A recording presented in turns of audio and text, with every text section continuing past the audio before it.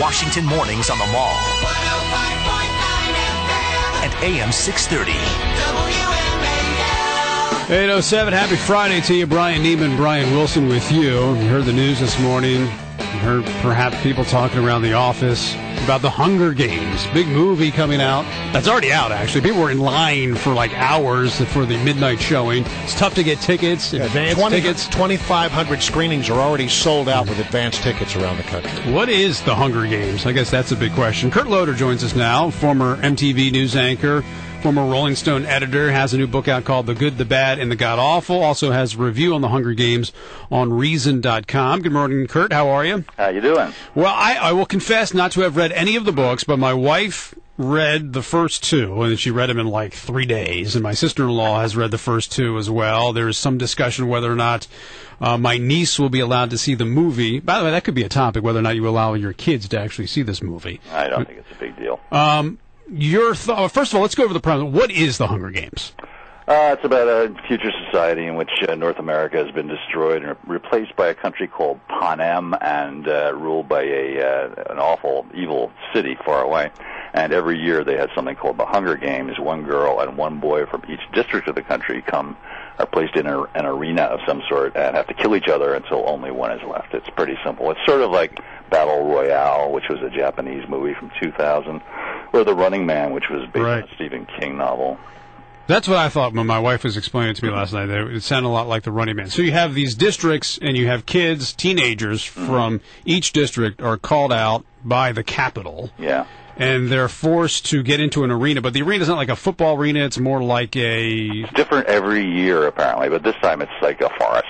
Okay, it's like a forest. And it is then broadcast on television. Yes, I think you could say that the movie is in large part a satire on reality TV, because the Hunger Games are part of a reality TV show presided over by Stanley Tucci, who's really good in this movie. Right. And so that's a satirical part of it, which is kind of enjoyable. All right, but the whole game is basically to kill the other 23 kids who you're up against. Yes, it is.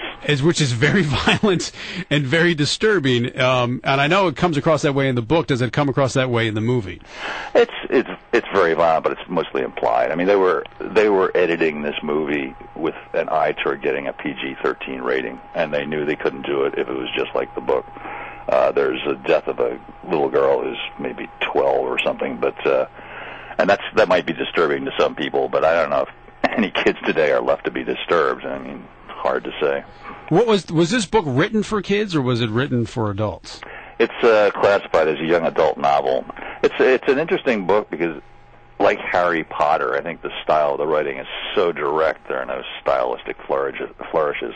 It's all plot, and you can see why they've been popular books. They're basically, I think it's an anti-government screed in a way, because it shows the out of control power of a government and how dangerous that can be. All right, so now that we sort of understand what it is for those who are the uninitiated, I include myself among them, although I'm sort of intrigued now. I want to go see it. Mm-hmm. Tell me what you thought of how they did the movie. Was it a pretty good movie? Was it worth your time?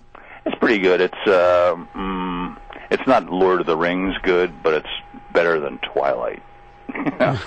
So, and Jennifer Lawrence, who's the star, is a star. I mean, when she appears on the screen, she's got your attention. She's just a wonderful actress, and she really carries it. I mean, some of the special effects, it's not an effects movie, but some of the effects are kind of cheesy, and some of the actors seem interchangeable, some of the guys, but she's one of a kind, I think, and she was nominated for an Oscar for Winter's Bone, so she's been recognized. Who else is in this movie?